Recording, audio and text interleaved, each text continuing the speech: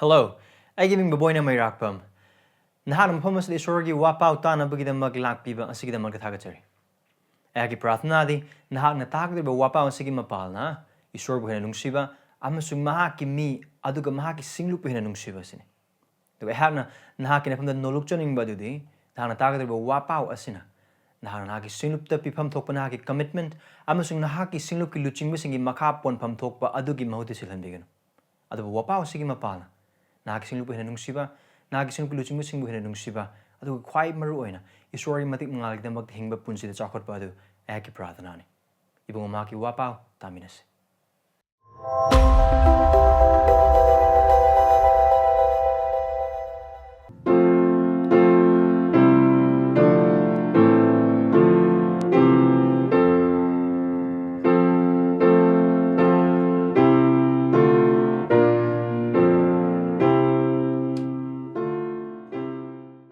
ꯑꯍꯥꯟꯕ ꯃꯛꯇꯗ ꯏꯁꯣꯔꯒꯤ ꯊꯧꯖꯥꯜꯒꯤꯗꯃꯛꯇ ꯏꯁꯣꯔꯕꯨ ꯌꯥꯝꯅ ꯊꯥꯒꯠꯆꯔꯤ ꯑꯗꯨꯒ ꯉꯁꯤ ꯑꯩꯈꯣꯏ ꯊꯥꯒꯠ ꯏꯁꯩ ꯃꯁꯤꯡ 3 ꯑꯗꯨꯗ ꯑꯩꯈꯣꯏ ꯄꯨꯟꯅ ꯌꯦꯡꯃꯤꯟꯅꯁꯤ ꯁꯥꯝ ꯅꯝꯕꯔ 3 ꯑꯗꯨꯗ ꯍꯥꯡꯗꯣꯛꯇꯨꯅ ꯑꯩꯈꯣꯏ ꯄꯨꯟꯅ ꯌꯦꯡꯃꯤꯟꯅꯁꯤ ꯑꯗꯨꯒ ꯁꯥꯝ ꯅꯝꯕꯔ 3 ꯍꯥꯏꯔꯤꯕ ꯑꯁꯤ ꯇꯦꯡꯊꯥꯕꯒꯤ ꯏꯁꯩꯅꯤ ꯂꯥꯃꯦꯟꯠ ꯁꯥꯝꯅꯤ ꯍꯥꯏꯔꯤꯕ ꯇꯦꯡꯊꯥꯕ ꯑꯁꯤ ꯀꯔꯤꯒꯨꯝꯕ ꯊꯧꯗꯣꯛ ꯑꯃꯅ ꯅꯠꯇ꯭ꯔꯒꯅ ꯃꯤꯁꯤꯡꯅ ꯎꯁꯤꯠꯇꯕ ꯀꯔꯦꯝꯅꯕ ꯅꯨꯡꯁꯤꯕꯤꯗꯕ ꯑꯗꯨꯒ ꯑꯩꯈꯣꯏꯕꯨ ꯎꯁꯤꯠꯇꯕꯒꯤ ꯋꯥꯉꯥꯡ ꯁꯉꯥꯡ ꯍꯥꯏꯔꯛꯄ ꯃꯇꯝꯗ ꯑꯩꯈꯣꯏꯒꯤ ꯊꯃꯣꯏꯗ ꯑꯁꯨꯛꯀꯤ ꯃꯇꯤꯛ ꯁꯣꯛꯄ ꯑꯗꯨꯒ ꯑꯩꯈꯣꯏꯒꯤ ꯊꯃꯣꯏ ꯀꯥꯏꯕ ꯃꯌꯥꯝ ꯑꯃ ꯑꯗꯨꯝ ꯐꯥꯎꯏ ꯃꯗꯨꯒꯤ ꯀꯥꯏꯔꯕ ꯊꯃꯣꯏ ꯑꯗꯨ ꯂꯣꯠꯁꯟꯕ ꯌꯥꯗꯅ ꯑꯩꯈꯣꯏꯒꯤ ꯊꯃꯣꯏꯗꯒꯤ ꯑꯣꯏꯕ ꯋꯥꯔꯣꯜ ꯃꯌꯥꯝ ꯑꯃ ꯊꯣꯛꯂꯛꯏ ꯃꯗꯨꯒꯤ ꯊꯣꯛꯂꯛꯂꯤꯕ ꯇꯦꯡꯊꯥꯕꯒꯤ ꯋꯥꯔꯣꯜꯁꯤꯡ ꯑꯗꯨꯏꯗꯨꯅꯤ ꯃꯁꯤꯗ ꯑꯩꯈꯣꯏꯅ ꯎꯒꯗꯧꯔꯤꯕꯁꯦ ꯑꯗꯨꯒ ꯑꯩꯈꯣꯏꯒꯤ ꯄꯨꯟꯁꯤꯗ ꯁꯥꯒꯣꯟꯅꯔꯒ ꯂꯩꯔꯤꯕ ꯑꯃꯁꯨꯅꯤ ꯇꯦꯡꯊꯥꯕꯒꯤ ꯄꯨꯟꯁꯤ ꯑꯁꯤ ꯑꯩꯈꯣꯏꯅ ꯄꯥꯜꯂꯤꯕ ꯃꯤꯄꯥꯟ ꯑꯁꯤꯗ ꯊꯣꯛꯍꯟꯅꯤꯡꯗꯕ ꯊꯧꯗꯣꯛꯁꯤꯡ ꯑꯗꯨꯝ ꯊꯣꯛꯂꯤ ꯃꯤꯁꯤ ꯃꯤꯅꯥ ꯍꯥꯠꯅ ꯁꯨꯅꯕ ꯍꯨꯔꯥꯟ ꯆꯤꯟꯊꯤ ꯈꯠꯅ ꯆꯩꯅꯕ ꯍꯥꯏꯔꯤꯕꯁꯤꯡ ꯑꯁꯤ ꯑꯩꯈꯣꯏꯒꯤ ꯏꯃꯨꯡꯗ ꯑꯩꯈꯣꯏꯒꯤ ꯀꯩꯔꯣꯏ ꯂꯩꯀꯥꯏꯗ ꯑꯩꯈꯣꯏꯒꯤ ꯈꯨꯟꯗ ꯑꯃꯁꯨꯡ ꯃꯅꯤꯄꯨꯔ ꯑꯁꯤꯗꯁꯨ ꯇꯠꯇꯅ ꯇꯥꯔꯤ ꯊꯣꯛꯂꯤ ꯍꯥꯏꯔꯤꯕ ꯊꯧꯗꯣꯛꯁꯤꯡ ꯑꯁꯤꯅ ꯑꯩꯈꯣꯏꯕꯨ ꯇꯦꯡꯊꯥꯍꯜꯂꯤ ꯑꯩꯈꯣꯏꯒꯤ ꯊꯃꯣꯏꯗꯒꯤ ꯈꯥꯝꯕ ꯉꯝꯍꯧꯗꯅ ꯏꯁꯣꯔ ꯀꯔꯤꯅꯣ ꯇꯧꯔꯤꯕ ꯃꯇꯧꯁꯤꯕꯨ ꯍꯥꯏꯗꯅ ꯑꯩꯈꯣꯏꯒꯤ ꯊꯃꯣꯏꯗꯒꯤ ꯊꯣꯛꯂꯛꯏ ꯑꯁꯤ ꯈꯛꯇꯁꯨ ꯅꯠꯇꯦ ꯃꯤꯁꯤꯡꯅ ꯑꯩꯈꯣꯏꯕꯨ ꯎꯁꯤꯠꯄꯤꯗꯕ ꯀꯔꯦꯝꯅꯕ ꯇꯨꯀꯠꯆꯕ ꯑꯩꯈꯣꯏꯒꯤ ꯇꯨꯡꯗ ꯋꯥ ꯉꯥꯡꯕ ꯑꯩꯈꯣꯏꯕꯨ ꯏꯟꯊꯣꯛꯄꯤꯕ ꯅꯨꯡꯁꯤꯕꯤꯗꯕ ꯈꯪꯕꯤꯗꯕ ꯑꯩꯈꯣꯏꯅ ꯑꯣꯏꯗꯕ ꯑꯗꯨꯕꯨ ꯑꯣꯏꯕꯒꯨꯝꯅ ꯃꯤꯁꯤꯡꯅ ꯑꯩꯈꯣꯏꯕꯨ ꯃꯤꯋꯥ ꯉꯥꯡꯅꯕꯗ ꯑꯩꯈꯣꯏꯕꯨ ꯃꯤꯁꯑꯟꯗꯔꯁꯇꯨꯠ ꯇꯧꯕꯤꯕ ꯃꯇꯝꯗ ꯑꯩꯈꯣꯏ ꯇꯦꯡꯊꯥꯏ ꯑꯗꯨꯒ ꯀꯔꯤꯒꯨꯝꯕ ꯃꯇꯝ ꯑꯗꯨꯗꯁꯨ ꯑꯩꯈꯣꯏꯒꯤ ꯄꯨꯛꯅꯤꯡꯗ ꯂꯃꯟ ꯈꯨꯝꯅꯤꯡꯕꯁꯨ ꯐꯥꯎꯗꯕ ꯅꯠꯇꯦ ꯀꯔꯤꯒꯨꯝꯕ ꯃꯇꯝ ꯑꯗꯨꯗꯁꯨ ꯑꯦꯔꯥ ꯅꯍꯥꯟꯗꯒꯤꯗꯤ ꯑꯩꯅ ꯃꯍꯥꯛꯁꯤ ꯈꯥꯝꯃꯒ ꯅꯍꯥꯟꯗꯒꯤ ꯑꯩꯁꯤ ꯀꯔꯤꯝꯇ ꯃꯉꯣꯟꯗ ꯇꯧꯗꯕꯤꯗ ꯂꯩꯔꯝꯕꯅꯤ ꯑꯗꯨꯕꯨ ꯍꯟꯗꯛꯇꯤ ꯌꯥꯔꯔꯣꯏ ꯍꯟꯗꯛꯇꯤ ꯑꯩ ꯀꯅꯥꯅꯣ ꯆꯞ ꯆꯥꯅ ꯈꯪꯍꯟꯒꯗꯕꯅꯤ ꯍꯥꯏꯕꯒꯤ ꯋꯥꯈꯜꯂꯣꯟ ꯐꯥꯎꯗꯕꯁꯨ ꯅꯠꯇꯦ ꯑꯗꯨꯒ ꯑꯩꯈꯣꯏ ꯏꯁꯥꯒꯤ ꯑꯣꯏꯕ ꯄꯥꯞ ꯂꯥꯟꯊꯦꯡꯅꯕꯒꯤ ꯄꯨꯟꯁꯤ ꯑꯗꯨꯗꯁꯨ ꯑꯩꯈꯣꯏ ꯇꯦꯡꯊꯥꯔꯤ ꯑꯩꯈꯣꯏꯒꯤ ꯄꯨꯟꯁꯤꯗ ꯋꯥꯈꯜ ꯁꯣꯟꯊꯕ ꯃꯌꯥꯝꯁꯤꯡ ꯂꯩ ꯑꯩꯈꯣꯏꯅ ꯄꯥꯞ ꯂꯥꯟꯊꯦꯡꯅꯕ ꯃꯇꯝ ꯑꯗꯨꯗ ꯑꯗꯨꯅ ꯑꯩꯈꯣꯏꯅ ꯌꯥꯝꯅ ꯍꯩꯅꯕꯤ ꯑꯣꯏꯕ ꯄꯥꯞꯁꯤꯡ ꯅꯥꯄꯜꯒꯤ ꯑꯣꯏꯕ ꯄꯥꯞ ꯑꯣꯏꯒꯦꯔꯥ ꯑꯇꯟꯕꯒꯤ ꯄꯥꯞ ꯑꯣꯏꯒꯦꯔꯥ ꯃꯇꯝ ꯃꯥꯡꯍꯟꯕꯒꯤ ꯄꯥꯞꯄꯨ ꯑꯣꯏꯒꯦꯔꯥ ꯏꯁꯣꯔꯒꯤ ꯑꯅꯤꯡꯕꯒꯤ ꯃꯥꯌꯣꯛꯇ ꯑꯩꯒꯤ ꯊꯃꯣꯏꯒꯤ ꯋꯥ ꯇꯥꯕꯒꯤ ꯄꯥꯞꯄꯨ ꯑꯣꯏꯒꯦꯔꯥ ꯍꯥꯏꯔꯤꯕ ꯄꯥꯞꯁꯤꯡ ꯑꯁꯤ ꯂꯥꯟꯊꯦꯡꯅꯕ ꯃꯇꯝꯗ ꯑꯩꯈꯣই ꯑꯔꯥꯏꯕ ꯊꯕꯛ ꯑꯃꯗꯤ ꯅꯠꯇꯦ ꯍꯥꯏꯔꯤꯕ ꯄꯥꯞꯁꯤꯡ ꯑꯁꯤ ꯂꯥꯟꯊꯦꯡꯅꯕꯗ ꯑꯩꯈꯣꯏ ꯇꯦꯡꯊꯥꯔꯤ ꯀꯔꯤꯒꯨꯝꯕ ꯃꯇꯝꯗ ꯒꯤꯞ ꯑꯞ ꯇꯧꯅꯤꯡꯕ ꯄꯨꯟꯁꯤꯁꯨ ꯑꯗꯨꯝ ꯌꯥꯎꯗꯕ ꯅꯠꯇꯦ ꯑꯩꯈꯣꯏꯗ ꯒꯤꯞ ꯑꯞ ꯇꯧꯅꯤꯡꯕꯒꯤ ꯋꯥꯈꯜꯂꯣꯟ ꯑꯗꯨꯝ ꯂꯥꯛꯏ ꯑꯩꯈꯣꯏꯗ ꯍꯥꯏꯔꯤꯕ ꯍꯤꯔꯝꯁꯤꯡ ꯑꯁꯤ ꯑꯩꯈꯣꯏꯅ ꯇꯦꯡꯊꯥꯅꯕ ꯃꯇꯝꯗ ꯍꯥꯏꯕꯗꯤ ꯊꯃꯣꯏ ꯁꯣꯛꯄ ꯊꯧꯗꯣꯛ ꯋꯥꯊꯣꯛꯁꯤꯡ ꯃꯤꯁꯤꯡꯅ ꯎꯁꯤꯠꯄꯤꯗꯕ ꯑꯗꯨꯒ ꯏꯁꯥꯒꯤ ꯄꯥꯞ ꯂꯥꯟꯊꯦꯡꯅꯕ ꯃꯇꯝꯗ ꯑꯩꯈꯣꯏ ꯇꯦꯡꯊꯥꯏ ꯑꯗꯨ ꯑꯣꯏꯕ ꯇꯥꯔꯒꯗꯤ ꯈ꯭ꯔꯤꯁꯇꯤꯌꯥꯟ ꯑꯃ ꯑꯣꯏꯅ ꯍꯥꯏꯔꯤꯕꯒꯤ ꯄꯨꯟꯁꯤ ꯑꯗꯨ ꯊꯣꯛꯂꯛꯄ ꯃꯇꯝꯗ ꯑꯩꯈꯣই ꯀꯔꯝ ꯍꯥꯏꯅ ꯄꯥꯎꯈꯨꯝ ꯄꯤꯒꯅꯤ ꯃꯁꯤ ꯍꯪꯕ ꯌꯥꯕ ꯋꯥꯍꯪ ꯑꯃꯅꯤ ꯏꯪꯂꯤꯁꯇ ꯍꯥꯏꯕ ꯇꯥꯔꯒꯗꯤ how do you respond in those situations as a Christians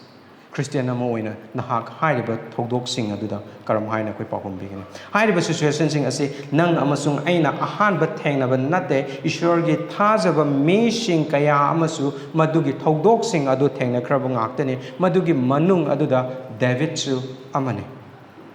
aduna mahakna karamna hairiba situation sing aduda karam haina mahaki punchi hingkibage ishwar thajaba me ama oina mahaki punchi karamna lenkibage haibadu ngasi akoi thagad isai ahum asidagi akoi punna yengminase thagad isai aduda hangdokpiyo aduga aina konthokna pajaruki masani pa Absalom dagi chenbada David ki thagad isai he Jehovah aigi yengnaba singge masing kaya yamna hengatliba aigi mayokta haurakliba makhoi gi masing yami mi kayana aigi thawai gi maramda hai ishwarda mahaki damakda mateng leite shala adubu he Jehovah nahakti aigi damakda chungoini aigi itik ingani amasung aigi kok thangal hanbiba mapuni aina Jehovah bu khonjel thokna kaujai mahana mahaki asengba chingdagi aingonda paukhum pibi shala aina hip thare amasung tu thare aina hogatle maramdi Jehovah na aibu tekhalanbi aigi mayokte ikoi kosheliba mi lishing tara bu aina kiroi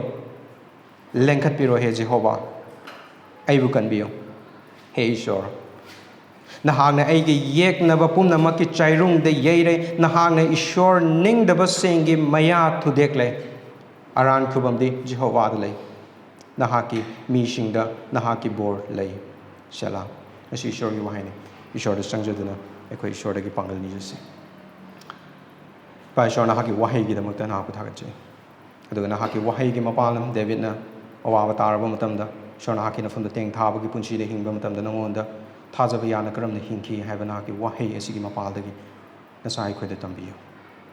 aduga maru oina ekoi gi awawa sing aduda ekoi gi pukning lupsinba nataduna Jesu Christ da amasung Ishwar na hangmonda hena yengjabada na hana mateng pangbiyo aduga nahaki wahi asibu sandokjabada Ishwar na hana pangal pinabiyo nahaki wahi na wangangbiyo haijaba sing asina Jesu Christ dagi mingdani amen it is now saying ngasigi mafam asigi oiba Psalm 3 asigi main oiba idea adade asine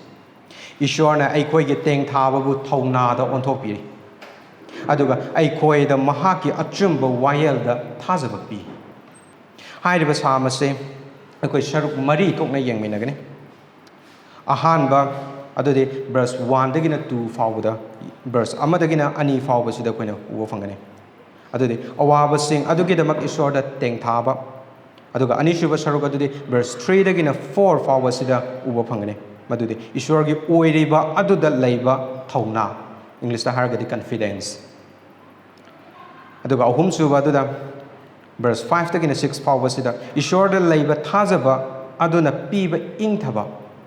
aduga mari suba saruk adudi verse 8 dagina 9 fawba sida ubiba phangani adudi Ishwar gi achumba wayel di shoidrabani isam samna wahai mari khaktada khoina haiba yai haiba saruk mari ase ahanbadadi lament tengthaba anisubadadi confidence thajaba ahumsubadadi peace ingthaba aduga marisubadadi justice asumba wayel lament confidence peace justice mari aduda aikoi mathang manau naina yengminase sinawsing verse 1 aduda hangdoktuna koi ahanbagi sharuk sing aduda yengminase pada amada sumaina hari he Jehovah aigi yeknaba singi masing kaya yamna hengatliba aigi mayokta haurakliba makoigi masing yami verse 1 amasung 2 asida ye akoina yengba matamda David Ishwar tengthari David Ishwar gi mamangda mahakna oiriba mahaki akiba mahaki ningba kaiba pukning hanthaba khudingmak sing adu Ishwar gi mamangda loina haidoktuna mahak tengthari David na oiriba punchi adugi matangda hena bhap tananabagi damakta 2 Samuel gi chapter 15 dagina 17 aduda yengbo eba taragadi hena mayek shengani Ishwar na khandoklaba Israel jati gi ningthau adugi mathakta ꯑꯗꯨꯒ ꯏꯁꯣꯔꯅ ꯋꯥꯁꯛꯄꯤꯔꯕ personal ꯑꯣꯏꯅ ꯋꯥꯁꯛꯄꯤꯔꯕ ꯅꯤꯡꯊꯧ debit ꯑꯗꯨ ꯍꯧꯖꯤꯛꯇꯤ ꯃꯍꯥꯛꯀꯤ ꯃꯆꯥꯅꯨꯄꯥ ꯑꯞꯁꯂꯣꯟꯅ ꯃꯍꯥꯛꯀꯤ ꯅꯤꯡꯊꯧ ꯈꯨꯕꯝ ꯃꯨꯟꯅꯅꯕꯒꯤꯗꯃꯛꯇ ꯍꯥꯠꯅꯅꯕꯒꯤꯗꯃꯛꯇ ꯇꯥꯟꯅꯔꯤ ꯗꯦꯕꯤꯠ ꯃꯍꯥꯛꯀꯤ ꯅꯤꯡꯊꯧ ꯀꯣꯅꯨꯡ ꯑꯗꯨꯕꯨ ꯊꯥꯗꯣꯛꯇꯨꯅ ꯂꯝꯖꯥꯎ ꯂꯝꯍꯥꯡꯗ ꯃꯍꯥꯛ ꯆꯦꯜꯂꯤ ꯑꯗꯨꯒ ꯑꯃꯔꯣꯝꯗ ꯍꯥꯏꯕ ꯑꯣꯏꯕ ꯇꯥꯔꯒꯁꯨ ꯅꯤꯡꯊꯧꯒꯤ ꯀꯣꯅꯨꯡ ꯑꯗꯨꯗ ꯊꯣꯛꯂꯤꯕ ꯊꯧꯗꯣꯛꯁꯤꯡ ꯑꯗꯣ ꯇꯥꯕꯗ ꯇꯨ ꯆꯨꯡꯕ ꯇꯥꯕꯗ ꯌꯥꯝꯅ ꯀꯤꯅꯉꯥꯏ ꯑꯣꯏꯕ ꯊꯧꯗꯣꯛ ꯉꯥꯛꯇꯅꯤ ꯊꯣꯛꯈ꯭ꯔꯤꯕꯁꯤꯡ ꯑꯗꯣ ꯑꯗꯨꯒꯤꯁꯨ ꯃꯊꯛꯇ ꯃꯆꯥ ꯅꯤꯄꯥ ꯑꯗꯨꯅ ꯃꯍꯥꯛꯄꯨ ꯍꯥꯠꯅꯅꯕꯒꯤꯗꯃꯛꯇ ꯇꯥꯟꯅꯔꯤ ꯑꯗꯨꯗ ꯗꯦꯕꯤꯠ ꯃꯤꯆꯦꯟ ꯑꯣꯏꯅ ꯃꯤꯔꯣꯠ ꯑꯣꯏꯅ ꯍꯧꯖꯤꯛ ꯂꯩꯔꯤ ꯑꯗꯨꯒꯤ ꯃꯇꯝ ꯑꯗꯨꯗꯅꯤ ꯗꯦꯕꯤꯠꯅ ꯏꯁꯣꯔꯗ ꯇꯦꯡꯊꯥꯔꯤꯕꯁꯦ ꯑꯗꯨꯒ ꯗꯦꯕꯤꯠ ꯃꯁꯥꯒꯤ ꯄꯨꯟꯁꯤ ꯍꯤꯡꯅꯅꯕꯒꯤꯗꯃꯛꯇ ꯖꯦꯔꯨꯁꯥꯂꯦꯝ ꯊꯥꯗꯣꯛꯇꯨꯅ ꯂꯝꯖꯥꯎ ꯂꯝꯍꯥꯡꯗ ꯃꯍꯥꯛ ꯂꯣꯠꯇꯨꯅ ꯂꯩꯔꯤ ꯃꯍꯥꯛꯀꯤ ꯊꯃꯣꯏ ꯑꯀꯤꯕꯅ ꯄꯤꯛ ꯊꯜꯂꯤ ꯃꯍꯥꯛ ꯍꯧꯖꯤꯛꯇꯤ ꯆꯤꯡꯅꯕ ꯑꯃꯁꯨꯡ ꯊꯃꯣꯏ ꯀꯥꯏꯕꯅ ꯃꯍꯥꯛꯀꯤ ꯄꯨꯟꯁꯤ ꯑꯗꯨ ꯄꯤꯛ ꯊꯜꯂꯤ ꯑꯃꯨꯛꯇꯪ ꯈꯜꯂꯒ ꯑꯩꯈꯣꯏ ꯌꯦꯡꯃꯤꯟꯅꯁꯦ ꯃꯆꯥꯅꯨꯄꯥ ꯑꯃꯅ ꯃꯍꯥꯛ ꯃꯄꯥꯗꯨꯕꯨ ꯍꯥꯠꯅꯅꯕꯒꯤꯗꯃꯛꯇ ꯇꯥꯟꯅꯔꯛꯄ ꯃꯇꯝꯗ ꯍꯥꯠꯅꯅꯕꯒꯤꯗꯃꯛꯇ ꯊꯧꯁꯤꯜ ꯃꯌꯥꯝ ꯑꯃ ꯁꯤꯟꯕ ꯃꯇꯝꯗ ꯃꯄꯥ ꯑꯃ ꯑꯣꯏna ꯃꯇꯝꯗꯨꯗ ꯈꯜꯂꯝꯒꯗꯕ ꯋꯥꯈꯜꯗꯣ ꯉꯥꯏꯍꯥꯛꯇꯪ ꯑꯩꯈꯣꯏ ꯈꯜꯂꯒ ꯌꯦꯡꯁꯤ ꯑꯀꯤꯕ ꯇꯨ ꯆꯨꯡꯕ ꯅꯤꯡꯕ ꯀꯥꯏꯕ ꯈꯛꯇꯅ ꯄꯤꯛ ꯊꯜꯂꯝꯒꯅꯤ ꯑꯗꯨꯒꯤꯁꯨ ꯃꯊꯛꯇ ꯂꯝꯖꯥꯎ ꯂꯝꯍꯥꯡꯗ ꯍꯤꯡꯅꯅꯕꯒꯤꯗꯃꯛꯇ ꯂꯣꯠꯂꯤ ꯆꯥꯅ ꯊꯛꯅꯕ ꯋꯥꯠꯂꯝꯗꯕ ꯁꯦꯠꯅ ꯏꯅꯕ ꯐꯤꯔꯣꯜ ꯃꯔꯥꯡ ꯀꯥꯏꯅ ꯂꯩꯔꯝꯕ ꯑꯗꯨꯅ ꯍꯧꯖꯤꯛꯇꯤ ꯂꯝꯖꯥꯎ ꯂꯝꯍꯥꯡ ꯑꯗꯨꯗ ꯑꯐꯪꯕ ꯆꯥꯗꯨꯅ ꯇꯨꯝꯕ ꯆꯥꯕ ꯈꯪꯗꯕ ꯃꯈꯩ ꯃꯍꯥꯛ ꯌꯥꯔꯦꯛꯂꯤ ꯃꯗꯨ ꯗꯦꯕꯤꯠꯀꯤ ꯄꯨꯟꯁꯤ ꯑꯗꯨꯅꯤ ꯌꯥꯝꯅ ꯑꯋꯥꯕ ꯐꯤꯕꯝ ꯑꯃꯗꯅꯤ ꯊꯃꯣꯏ ꯀꯥꯏꯕꯒꯤ ꯐꯤꯕꯝ ꯑꯃꯗꯅꯤ ꯑꯗꯨ ꯈꯛꯇꯁꯨ ꯅꯠꯇꯦ ꯑꯀꯤꯕꯅ ꯈꯨꯗꯨꯝ ꯆꯟꯕ ꯄꯨꯟꯁꯤ ꯑꯃꯗꯅꯤ ꯃꯍꯥꯛꯅ ꯍꯤꯡꯂꯤꯕꯅ ꯍꯪꯕ ꯌꯥꯕ ꯋꯥꯍꯪꯗꯤ ꯃꯍꯥꯛꯅ ꯃꯗꯨꯒꯤ ꯄꯨꯟꯁꯤ ꯃꯔꯦꯜ ꯑꯗꯨꯗ ꯊꯥꯖꯕ ꯌꯥꯕ ꯏꯁꯣꯔꯒꯤ ꯃꯤ ꯑꯃ ꯑꯣꯏꯅ ꯃꯍꯥꯛ ꯀꯔꯝꯅ ꯂꯦꯟꯈꯤꯕꯒꯦ ꯑꯃꯔꯣꯝꯗ ꯍꯥꯏꯔꯒꯗꯤ ꯃꯍꯥꯛꯀꯤ ꯑꯣꯏꯔꯤꯕ ꯑꯋꯥꯕꯁꯤꯡ ꯑꯗꯨꯗ ꯃꯍꯥꯛꯅ ꯀꯔꯝꯅ ꯄꯥꯎꯈꯨꯝ ꯄꯤꯈꯤꯕꯒꯦ How did he respond to that situations? ꯃꯗꯨꯒꯤ situation ꯑꯣꯏꯔꯤꯕ ꯑꯗꯨꯗ ꯃꯍꯥꯛꯀꯤ ꯄꯨꯟꯁꯤꯅ ꯊꯥꯖꯕ ꯌꯥꯕ ꯑꯃ ꯑꯣꯏꯅ ꯃꯍꯥꯛ ꯀꯔꯝꯅ ꯂꯦꯟꯈꯤꯕꯒꯦ ꯀꯔꯝꯅ ꯄꯥꯎꯈꯨꯝ ꯄꯤꯈꯤꯕꯒꯦ ꯑꯗꯨꯒꯤꯗ ꯕ꯭ꯔꯁ 1 ꯑꯗꯨꯗ ꯑꯃꯨꯛꯀ ꯌꯦꯡꯕꯤꯌꯨ ꯃꯍꯥꯛꯅ ꯍꯥꯏꯕꯁꯦ ꯍꯦ ꯖꯦꯍꯣꯚꯥ ꯑꯩꯒꯤ ꯌꯦꯛꯅꯕꯁꯤꯡꯒꯤ ꯃꯁꯤꯡ ꯀꯌꯥ ꯌꯥꯝꯅ ꯍꯦꯟꯒꯠꯂꯤꯕ ꯏꯁꯣꯔꯕꯨ ꯀꯧꯖꯗꯨꯅ ꯃꯍꯥꯛꯀꯤ ꯑꯣꯏꯔꯤꯕ ꯑꯋꯥꯕꯁꯤꯡ ꯑꯀꯤꯕꯁꯤꯡ ꯑꯃꯁꯨꯡ ꯃꯤꯁꯤꯡꯅ ꯀꯔꯦꯝꯅꯔꯤꯕꯁꯤꯡ ꯑꯗꯨꯕꯨ ꯍꯥꯏꯗꯣꯛꯇꯨꯅ ꯑꯃꯁꯨꯡ ꯀꯞꯇꯨꯅ ꯃꯍꯥꯛ ꯇꯦꯡꯊꯥꯔꯤ ꯃꯍꯥꯛꯅ ꯖꯦꯍꯣꯚꯥ ꯏꯁꯣꯔꯗ ꯇꯦꯡꯊꯥꯗꯨꯅ ꯍꯥꯏꯖꯕꯒꯤ ꯃꯔꯝꯗꯤ ꯖꯦꯍꯣꯚꯥ ꯍꯥꯏꯔꯤꯕ ꯏꯁꯣꯔ ꯑꯁꯤ ꯃꯍꯥꯛꯀꯤ ꯃꯤꯁꯤꯡ ꯑꯣꯏꯈ꯭ꯔꯕ ꯏꯁꯣꯔꯒꯤ ꯃꯤꯁꯤꯡ ꯑꯣꯏꯈ꯭ꯔꯕ ꯏꯖꯔꯦꯜꯁꯤꯡ ꯑꯗꯨꯗ ꯋꯥꯂꯦꯞꯅꯕꯒꯤ ꯃꯔꯤ ꯂꯩꯕ ꯑꯗꯨ ꯈꯛꯇꯁꯨ ꯅꯠꯇꯦ ꯗꯦꯕꯤꯠ ꯃꯁꯥꯃꯛ ꯑꯗꯨꯗꯁꯨ ꯅꯤꯡꯊꯧ ꯈꯨꯕꯝꯒꯤꯗꯃꯛꯇ ꯋꯥꯁꯛꯄꯤꯕꯒꯤ ꯃꯔꯤ ꯂꯩꯕ ꯑꯗꯨꯒꯤ ꯏꯁꯣꯔ ꯑꯗꯨꯗꯅꯤ ꯃꯍꯥꯛꯅ ꯀꯧꯖꯔꯤꯕꯁꯦ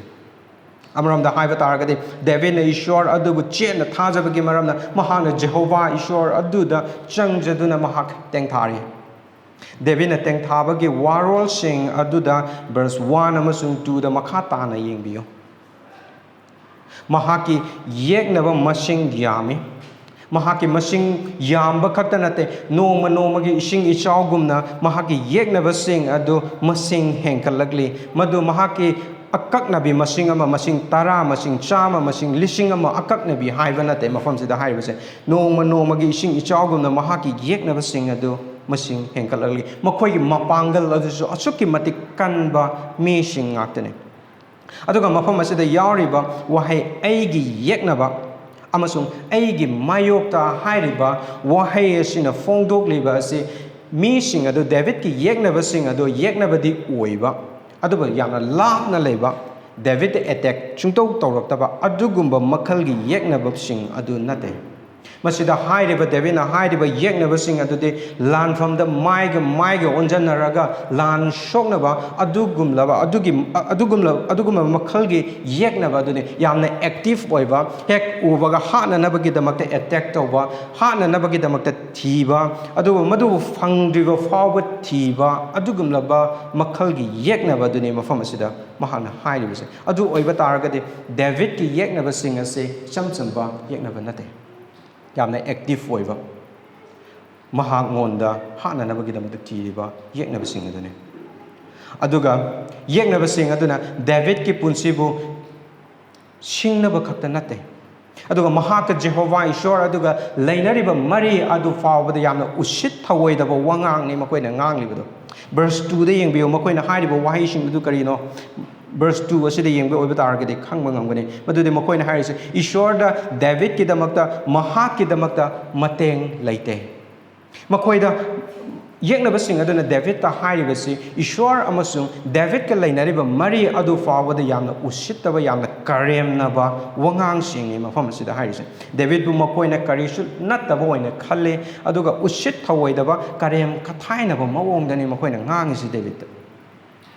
amamda isham chamna David da mafam asida ishwarna teng thaduna haining liba asi karino haiba taragade he Jehovah nang aigi ishwarne haiba ai khange aina nangonda thajai aduna yengbiu aigi oiriba fiom ase ai hojik yamna kire ai hojik ningba kaire maramde aigi yeknaba singna aibu hatna nabagi damakta thiri makoi masing yami makoi masing yamba khakta nate makoi asaki matik mapangal kalli aina makoi ba lan thengnabada ngamgadaba nate makoina aibu usipide makoina aingonda karem kathaina ba wangang sing ngangli maduni mafam asida David na teng thari bado ichilin housing masi aikoi gi punchi da anova amadi nate aikoi gi punchi da sagon naraga chatliba amakaksune aikoi ayamba matamda teng thai ishwar bu thaja dabagi maram na aikoi ishwar da teng thaba nate adubu ishwar thaja bagi maram na aikoi na ishwar da teng thai wa baw sandoka pastor amana sumaina hai lament is a Christian life teng thaba haibasi Christian gi punchi ne maram de aikoi taibang pan de hingi adubu aikoi taibang pan gi nate amarom da haiba taragadi aikoi yeknaba singil lamda ishwar gi oiba mahing adu hingna dabagi damakta lei maram aduna aikoi awaba thengai maram aduna aikoi ishwar da teng thai takra gi mamang da nomaijing numit amada hospital gi mafang mamada ai shamak ai gi nupi teng thaki kapki ishwar aikoi gi imungda asibana khudum chamlakle hoi teng thaki ichilin housing aikoi khudimak hiram amada natragana hiram amada teng thari ba ngaktani teng thabi karisu kaide maramdi madu Christian gi punji maramdi yengna basingi lamda ishwar gi miyoy ama oina ishwar gi aningba adude hingba maramna aikoi teng thari bane adubu ishwar gi mayokta ngakkanduna napal tawraga magi mayokta complain tawba oiba taragadi madu papne madu teng thaba nate aduga ishwar da pen dabagi haiba oiba taragadi madu papne madu teng thaba nate adu oiba taragadi teng thaba hairisina karino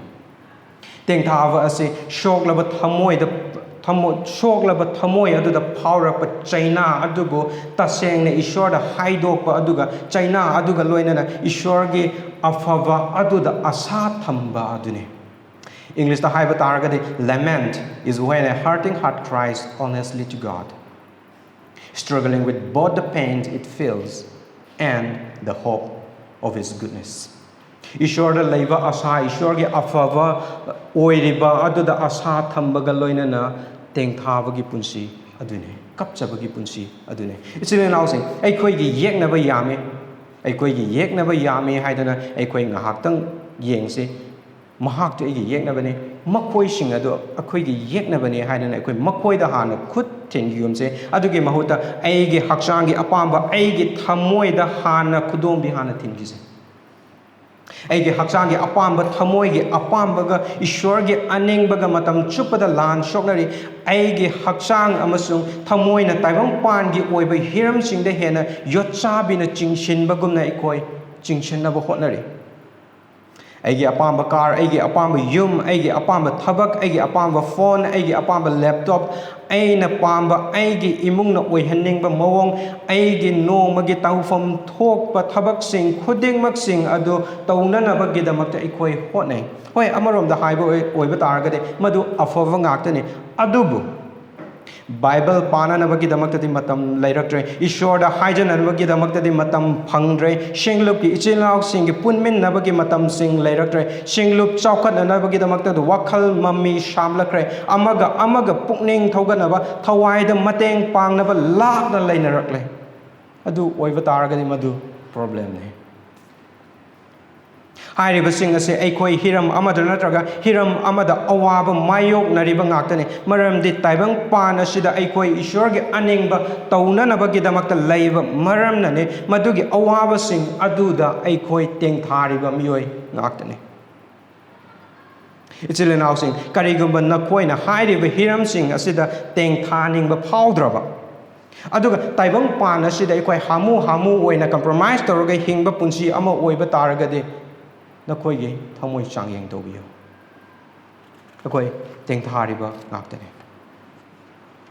Ichilnausing karigumba aikoigi angangsingna aikoigi nupisingna amasung nakoigi napuroiba singna ishwargi aningbagi wangmada amasung mahaki mayokte hinglakpa matamda aikoigi amasung nakoigi thamoi asuki matik kai Asuki matik shoi matam aduda aikoigi napalna maram oiraga papta tananabagidamaktha thong yamna launa hangnaga leiri Ishwarda complain taunabagidamaktha aduga mahakmonda pendaba mayam ama puthoknanabagidamaktha chang yamna wange Ishwarda complain taunabagi chang yamna wange adubu ichil inausing aikoigi afaba Ishwargi afaba aduda asaga loinana kaptuna tengthabiyu tengthaba haibasi Ishwargi mayokta mahakmonda pendabasing adubu fongdokpa nate adubu Ishwargi afaba adubu yengduna maduda asa thamduna aikoigi awabasing adubu haidokpasing aduni maram aduna pap adu tadringai matam aduda thamoi section baga loinana Ishwargi afaba asa aduda thamduna tengthase nataba taragadi pap Tatanabagidamaktha thong yamna launa lei Zinausing aikoigi imung marimata kairoi laikai aikoibu karem kathainaba aikoiga ishwarga leinareba mari asi fawda shingnaduna amasung usit thawoidabagi wari usit thawoidabagi wangang sangang aikoi yam tatana tai yam toina tai kariguma matamdasu aikoigi thamoi shokpa aikoi thamoi kaibasu adum yauri Ichilnausing ishwargi afava aduda asaga loinana kaptuna tengthaminasi Ichilnausing aikoi text amuka makhatana amuka yengminasi text asida amuka mitpham thamse David ishwarda tengthaduna ta leite mahak kaptuna ta leite mahaki oiriba aduda hena pukning lupsinduna masa matomta nungsiba fauzaraga leite Masagi oiriba aduda yenglamba shuzami adu hojikti ishwarom da thalaga yengakre ishwarom da thamkre masa matomta yengjaramba masagi awaba masagi akiba sing adu hena chauthokna yenglamba adu hojikti ishwar da thalaga ishwarbu hena chauthokna nabagi damakta yenglakre adudagi mahaki punsi achouba ahongba ama lakre karamna honglaklibana aikoi amasung anishuba hiram aduda aikoi yengminase aduga matau karamna David na masagi punsida yenglamba adudagi ishwarda olaga yenglakpa aduna mahaki punsida kayam yamna confidence lakibano habdo anishuba hiram aduda yengminase ishwargi oiriba aduda leiba thajaba verse 3 dagi na 4 fawa sida verse 3 dagi haibase adubu he Jehovah Nahakti aigidamak chungoine masida hairiba adubu hairiba wahi ase ngasai mamangda oirammiba aduga hojik oirakliba asiga anidugi khenaba anidugi contrast aduni mafam sida harise mamang adudadi verse 1 ga 2 ga adudadi mahaki punsi adudani yengemi bese adubu verse 3 lakpa matamdagi de madudagi pura ona tainaraga ishorom dani mahana yengakribese ado hangba yabo wahangde David Masagi oiba aduda tengtharambadagi mahaki confidence mahaki thauna asuk yamna leirakhribisi karamnano verse 3 dagi ngapwa matamda mongoda yam confidence oiba maka uwa fange matau karamna lakribano kadai dagi mahaki confidence ase laklibano pakuma adude verse 3 da yengbiyo ishwargi oiriba sing adudagi lai Ishwar महाकी चुंगोइने Ishwar महाकी मतिक मंगालने Ishwar महाकी Coke थांगन हनबिबा मपुने अदुगा verse 4 अदुदा हेना मयेक शेंगना महान हाइरे असेंगबा चिंगदगिने हाइरिबसिंग असिदगी महाकी confidence महाकी थौना महाकी Pongal महाकी थाजबा खुदिंग मक अदो लाके इसिल नाउसिंग David की पांगल अदुगी हौरफम ओइरिबा ईश्वर अदु चुंगोइने ईश्वर की ओइरिबा अदो महाक चुंगोइने हाइरिबा अदुना अदुदा ngahaktang अखोइ मिटफम थमलगा वखल ngahaktang तोंमिनसे चुंगोइ हाइरिबा से लानमी अमना मसा ngakthoknanabagidamata लानफम द सिजनबा अदुगुमलबा खुलाय अमखने अदु ओरगदे मसिगी लानफम द सिजनबा खुलाय असे डेविड न मफम असिदा सिजनरगसि करिगिनो महाना हाइनिंग इबसिना करिनो डेविड न मफम असिदा हाइनिंग लिबसि हेना ममुताना खंगननबगिदमक्ता मैहौरोन गी पंदु 15 गी पदा अमदा जेनेसिस चैप्टर 15 गी वर्स 1 अदुदा येंगबा ओइबा तारगदे मसिगी वाहै असे वासक पिबगी लोनने ईश्वरना अब्राहम दा हाइरिबा जेनेसिस चैप्टर 15 अदुदा ईश्वरना अब्राहम दा वासक पिबा मतमदा ईश्वर मसामंगना अब्राहम दा हाइखिबा वाहै अदु ऐ नहाकी चुंगोइनी अदुम हाइन महान फोंदोखी मतमदुदा अब्राहम ने ईश्वर बु थाजके अब्राहम अहल ओइरे शरागी गर्भ थिंजनख्रे अदुबु ईश्वर की वासक्ति सुंसोइ सोइदना थुंगने मरमदे ईश्वर अब्राहम की चुंगोइने ईश्वर मतम चुपदा मान हाइदोखिबा महाकी वाहे अदुबु ngakpa ngamba अदुगुमलबा चुंगोइने ओइथोक्तबा मवोंगदा आइजाक पु पोक्ले अदुगा ईश्वरना अब्राहम दा आइजाक अदुबु कथोकननबगिदमक्ता हाइ अदुबु अब्राहम ने ईश्वर अदु महाकी चुंगोइ ओइबा मरमना महाना थाजबा मरमना आइजाक अदुबुसु महाना कथोकननबगिदमक्ता तौखे अदुगी चुंगोइ अदुगी ईश्वर अदुनि मफम असिदा डेविडना हाइरक्लिब्स असि खक्तसु नते मोजेस की पुंसी अदुदसु मोजेसना इस्राएल मसासिंग अदुबु बोर पिबिबा मतम अदुदा महानसु ईश्वर असे महाकी वासक पीबा अदुगी चुंगोइ ओइबा मरमना महान इस्राएल मसासिंग अदुबुसु बोर पिबिकी अदुगिदु deuteronomy chapter 33 verse 29 अदुदसु उबो फंगने मोजेसना इस्राएल मसासिंग अदुदा बोर पिबिकीबादो महान बोर पिबिकीबादो इस्राएल मसासिंग अदु धर्म चेनबगी मरमना नते इस्राएल मसासिंग अदु पांगल कनबगी मरमना नते इस्राएल मसासिंग अदु ईश्वर हाइबगी इनबगी मरमना नते अदु मोजेस ने इस्राएल मसासिंग अदु बोर पिबिकीबा अदुदे ईश्वर अदु वासक पिबबु ngakpa ngamba chungoi अदु ओइबगी मरमना मोजेस ना इस्राएल मसासिंग दा पीकी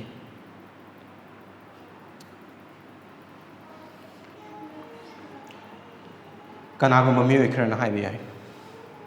ईश्वर दे ऐगी चुंगोइने मरम अदुना ऐना तौबा खुदिंगदा ईश्वरना लोइना ngakthok पिगने ऐना एग्जाम दा कॉपी तौबा ओइबा तारगसु ईश्वर दे ऐगी चुंगोइने ईश्वरना इबु ngakthok पिगने ओजाना इबु फाबा ngमोय ऐगी अनिंगबा खुदिंगमक थुंगनबा होनबा मतमदा मदुदा ऐगे अनिंगबदुबु फंगननबगिदमक्ता चटपा लंबी अदुदा थेंगनबा खुदोंग थीबा खुदिंगमक ईश्वरना लोइना ngakthokpigane हक्चांग फबदा ओइरगसु ईश्वरना हक्चांग फबा पिनबिगने लन थुमदा ओइरबसु ईश्वरना लन थुम मदु पिनबिगने ऐना ऐगे अनिंगबा पाम अदुबु थुंगननबगिदमक्ता ईश्वर असे ऐगे चुंगोइने मरम अदुना मदुदा थोलप खुदिंगमक ईश्वरना लोइना ngakthokpigane हाइना खनबा मीसिंगसु यावदबा नते अदुबु करिगुंबा अदुगी वाखलोन अदु लापोइबा तारगदि मदु अरानबने अदुगा अपंगबगी वाखलोने मरमदे ईश्वरना ऐखोइदा एग्जाम पास तौननबगिदमक्ता महान ऐखोइदा वासक पिबा नते अदुबु ईश्वरना अब्राहम दा वासक किबा अदुदे महाकी मचानिपा अदुबु पिबिगने हाइना ईश्वरना वासक पिकिबने अदुगा डेविड दा महान वासक पिकिबा अदुदसो महाकी मचानिपा अदुना निंगथौ खुबम ओइरकननबगिदमक्ता ईश्वरना वासक पिकिबने अदु ओइबा तारगदे डेविड ना हाइनिंग लिवा असिदे अब्राहम ना आइजाक पु कथोकपगी थौ तौरबसु ईश्वरगी वासकति सुंसोइ सोइदना थुंगने अदुगा करिगुंबा अब्सलोम ना डेविड हाटकिबा तारबसु ईश्वर की वासक अदुदे लेंगदना लेगने सुंसोइ सोइदना थुंगने मरमदि ईश्वर की वासक पा अदुदा लाकपा अपनबा अयेतपा खुदिंगमक ngakthoknanabagidamक्ता ईश्वरदा पांगल लोइना लै ईश्वरना वासक खिबा अदु सुंसोइ सोइदना थुंगने मदुबु ngakthoknanabagidamक्ता ईश्वरदा मतिक पुनमक लै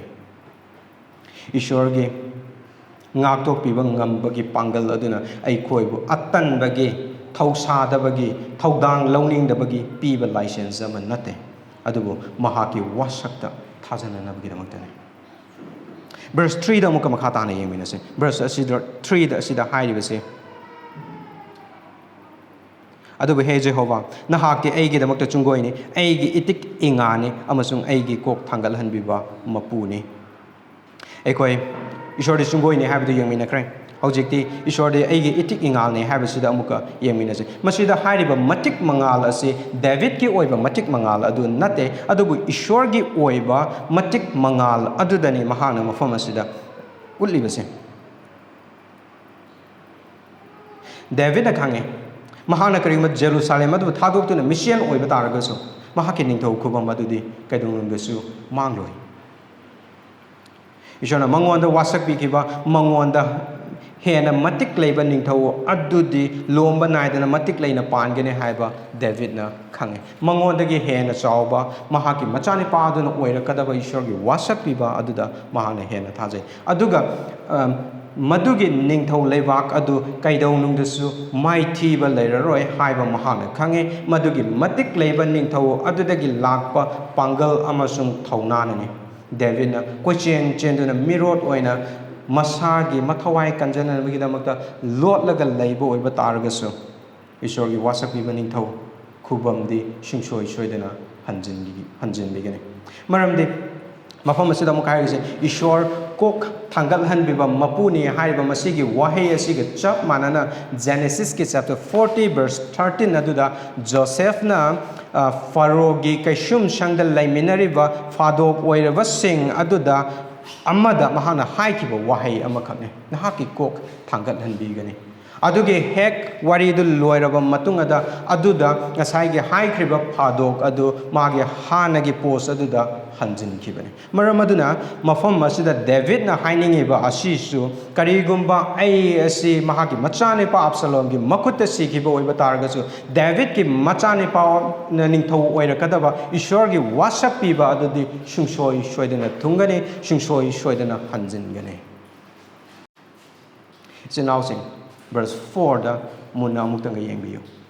ꯚꯔꯁ 4 ꯑꯁꯤꯗ ꯑꯩꯅ ꯖꯦꯍꯣꯚꯥꯕꯨ ꯈꯣꯟꯖꯦꯜ ꯊꯣꯛꯅ ꯀꯧꯖꯩ ꯃꯍꯥꯛꯅ ꯃꯍꯥꯛꯀꯤ ꯑꯁꯦꯡꯕ ꯆꯤꯡꯗꯒꯤ ꯑꯩꯉꯣꯟꯗ ꯄꯥꯎꯈꯨꯝ ꯄꯤꯕꯤ ꯉꯁꯥꯏꯗꯒꯤ ꯑꯩꯈꯣꯏꯅ ꯌꯦꯡꯉꯛꯏꯕꯁꯤ ꯗꯦꯕꯤꯠꯀꯤ ꯀꯟꯐꯤꯗꯦꯟꯁ ꯃꯍꯥꯛꯀꯤ ꯄꯥꯡꯒꯜ ꯑꯗꯨ ꯀꯗꯥꯏꯗꯒꯤ ꯂꯥꯛꯈꯤꯕꯅꯣ ꯍꯥꯏꯕꯗꯨꯅꯤ ꯑꯩꯈꯣꯏꯅ ꯌꯦꯡꯃꯤꯟꯅꯔꯛꯏꯕꯁꯤ ꯑꯗꯨꯅ ꯚꯔꯁ 4 ꯑꯁꯤꯗ ꯃꯨꯟꯅ ꯑꯃꯨꯛꯇꯪꯒ ꯌꯦꯡꯕꯤꯌꯨ ꯃꯔꯝꯗꯤ ꯏꯁꯩ ꯑꯁꯤꯒꯤ ꯈ꯭ꯋꯥꯏꯗꯒꯤ ꯃꯆꯤꯟ ꯇꯨꯝꯕ ꯑꯗꯨ ꯑꯣꯏꯔꯤ ꯚꯔꯁ 4 ꯑꯁꯤꯗ ꯌꯦꯡꯕꯤꯌꯨ ꯗꯦꯕꯤꯠ ꯃꯍꯥꯛꯀꯤ ꯑꯣꯏꯔꯤꯕ ꯑꯗꯨꯗ ꯇꯦꯡꯊꯥꯔꯝꯕꯗꯒꯤ ꯏꯁꯣꯔꯒꯤ ꯑꯣꯏꯔꯤꯕ ꯑꯗꯨꯗ ꯃꯤꯠꯐꯝ ꯊꯝꯗꯨꯅ ꯑꯗꯨꯗ ꯃꯤꯠꯐꯝ ꯊꯝꯕꯒꯤ ꯃꯄꯥꯜꯅ ꯃꯍꯥꯛꯀꯤ ꯄꯥꯡꯒꯜ ꯊꯧꯅꯥ ꯂꯣꯏꯅꯃꯛ ꯂꯥꯛꯈ꯭ꯔꯦ ꯑꯗꯨꯒ ꯃꯍꯥꯛꯀꯤ ꯌꯦꯛꯅꯕꯁꯤꯡꯅ ꯃꯉꯣꯟꯗ ꯑꯔꯥꯟ ꯈꯨꯕꯝ ꯂꯩꯇꯦ ꯍꯥꯏꯅ ꯈꯟꯈꯤꯕ ꯑꯗꯨ ꯍꯧꯖꯤꯛꯇꯤ ꯑꯀꯤꯕ ꯂꯣꯏꯅ ꯃꯥꯡꯈ꯭ꯔꯦ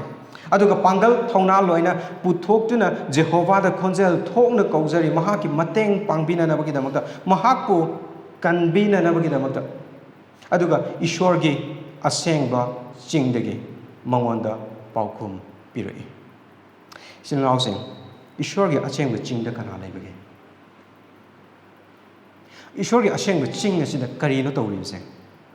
ꯁꯤꯒꯤꯁꯦ ꯑꯩꯈꯣꯏꯅ ꯁꯥꯝ ꯅꯝꯕꯔ 2ꯗ ꯊꯥꯒꯠ ꯏꯁꯩ ꯑꯅꯤ ꯑꯗꯨꯗ ꯍꯜꯂꯒ ꯌꯦꯡꯕ ꯑꯣꯏꯕ ꯇꯥꯔꯒꯗꯤ ꯖꯦꯍꯣꯚꯥ ꯏꯁꯣꯔꯅ ꯃꯍꯥꯛꯀꯤ ꯑꯁꯦꯡꯕ ꯆꯤꯡꯗ ꯀꯔꯤ ꯂꯩꯕꯒꯦ ꯍꯥꯏꯕꯗꯣ ꯑꯩꯈꯣꯏꯅ ꯌꯦꯡꯕ ꯑꯣꯏꯕ ꯇꯥꯔꯒꯗꯤ ꯄꯥꯎꯈꯨꯝ ꯐꯪꯂꯦ ꯃꯗꯨꯗꯤ ꯃꯍꯥꯛꯅ ꯖꯦꯍꯣꯚꯥꯅ ꯃꯍꯥꯛꯀꯤ ꯑꯁꯦꯡꯕ ꯆꯤꯡ ꯑꯗꯨꯒꯤ ꯃꯊꯛꯇ ꯃꯍꯥꯛꯀꯤ ꯃꯆꯥꯅꯤꯄꯥ ꯑꯗꯨꯕꯨ ꯃꯍꯥꯛꯅ ꯅꯤꯡꯊꯧ ꯑꯣꯏꯅ ꯍꯥꯞꯂꯦ ꯁꯤꯌꯣꯟꯗ ꯃꯍꯥꯛꯀꯤ ꯃꯆꯥꯅꯤꯄꯥ ꯑꯗꯨꯕꯨ ꯅꯤꯡꯊꯧ ꯑꯣꯏꯅ ꯏꯁꯣꯔ ꯖꯦꯍꯣꯚꯥꯅ ꯍꯥꯞꯂꯦ ꯑꯗꯨ ꯑꯣꯏꯔꯒꯗꯤ ꯗꯦꯕꯤꯠꯅ ꯀꯧꯖꯕ ꯃꯇꯝꯗ ꯄꯥꯎꯈꯨꯝ ꯄꯤꯈꯤꯕ ꯃꯍꯥꯛꯅ ꯃꯍꯥꯛꯀꯤ ꯃꯇꯦꯡ ꯄꯥꯡꯅꯕꯒꯤꯗꯃꯛꯇ ꯀꯧꯖꯕ ꯃꯇꯝꯗ ꯃꯇꯦꯡ ꯂꯥꯛꯈꯤꯕ ꯑꯗꯨꯒ ꯃꯍꯥꯛꯀꯤ ꯑꯔꯥꯟ ꯈꯨꯕꯝ ꯄꯤꯕꯤꯈꯤꯕ ꯑꯗꯨ ꯏꯁꯣꯔꯒꯤ ꯃꯆꯥꯅꯨꯄꯥ ꯏꯁꯣꯔꯒꯤ ꯑꯁꯦꯡꯕ ꯆꯤꯡ ꯁꯤꯌꯣꯟꯗ ꯐꯝꯂꯤꯕ ꯅꯤꯡꯊꯧ ꯑꯗꯨꯗꯒꯤꯅꯤ ꯍꯧꯖꯤꯛꯇꯤ ꯗꯦꯕꯤꯠꯀꯤ ꯑꯔꯥꯟ ꯈꯨꯕꯝ ꯑꯣꯏꯔꯤꯕ ꯑꯃꯁꯨꯡ ꯄꯥꯡꯒꯜ ꯊꯧꯅꯥ ꯄꯨꯝꯅꯃꯛꯀꯤ ꯍꯧꯔꯛꯐꯝ ꯑꯣꯏꯔꯕ ꯑꯗꯨ ꯁꯤꯌꯣꯟꯗ ꯐꯝꯂꯤꯕ ꯅꯤꯡꯊꯧ ꯑꯗꯨꯗꯒꯤꯅꯤ ꯏꯆꯤꯟ ꯏꯅꯥꯎꯁꯤꯡ ꯃꯗꯨꯒꯤ ꯅꯤꯡꯊꯧ ꯑꯗꯨ ꯑꯩꯈꯣꯏꯅ ꯑꯅꯧꯕ ꯋꯥꯂꯦꯞꯅꯕꯒꯤ ꯃꯄꯥꯜꯗꯒꯤ ꯌꯦꯡꯂꯛꯄ ꯃꯇꯝꯗꯨꯗ ꯃꯗꯨꯒꯤ ꯃꯄꯥꯜ ꯑꯅꯧꯕ ꯋꯥꯂꯦꯞꯅꯕꯒꯤ ꯃꯥꯏꯀꯩꯗꯒꯤ ꯌꯦꯡꯂꯛꯄ ꯃꯇꯝ ꯑꯗꯨꯗ ꯃꯗꯨꯒꯤ ꯅꯤꯡꯊꯧ ꯑꯗꯨ ꯑꯇꯩ ꯀꯅꯥꯁꯨ ꯅꯠꯇꯦ ꯏꯁꯣꯔꯒꯤ ꯃꯆꯥꯅꯤꯄꯥ ꯗꯦꯕꯤꯠꯀꯤ ꯃꯆꯥꯅꯤꯄꯥ ꯑꯩꯈꯣꯏꯒꯤ ꯄ꯭ꯔꯚꯨ ꯖꯤꯁꯨ ꯈ꯭ꯔꯤꯁꯇ ꯑꯗꯨꯅꯤ ꯑꯩꯈꯣꯏ ꯃꯈꯥ ꯇꯥꯅ ꯑꯗꯨ ꯀꯔꯝꯍꯥꯏꯅ ꯑꯣꯏꯔꯛꯈ꯭ꯔꯤꯕꯅꯣ ꯍꯥꯏꯕꯗꯨ ꯌꯦꯡꯃꯤꯟꯅꯁꯤ ꯅꯪ ꯑꯃꯁꯨꯡ ꯑꯩꯕꯨ ꯑꯔꯥꯟꯈꯕ ꯄꯤꯕꯤꯕ ꯖꯤꯁꯨ ꯈ꯭ꯔꯤꯁꯇ ꯑꯗꯨꯅꯤ ꯗꯦꯕꯤꯠ ꯇꯦꯡꯊꯥꯔꯝꯕꯗꯒꯤ ꯁꯤꯌꯣꯟꯗ ꯐꯝꯂꯤꯕ ꯅꯤꯡꯊꯧ ꯑꯗꯨꯗꯒꯤ ꯄꯥꯡꯒꯜ ꯊꯧꯅꯥ ꯂꯣꯏꯅ ꯍꯥꯞꯈ꯭ꯔꯦ ꯄꯥꯡꯒꯜ ꯊꯧꯅꯥ ꯑꯗꯨꯒ ꯂꯣꯏꯅꯅ ꯃꯍꯥꯛ ꯀꯔꯤ ꯇꯧꯏ ꯑꯗꯨꯒꯤ ꯄꯥꯎꯈꯨꯝ ꯑꯗꯨꯗꯤ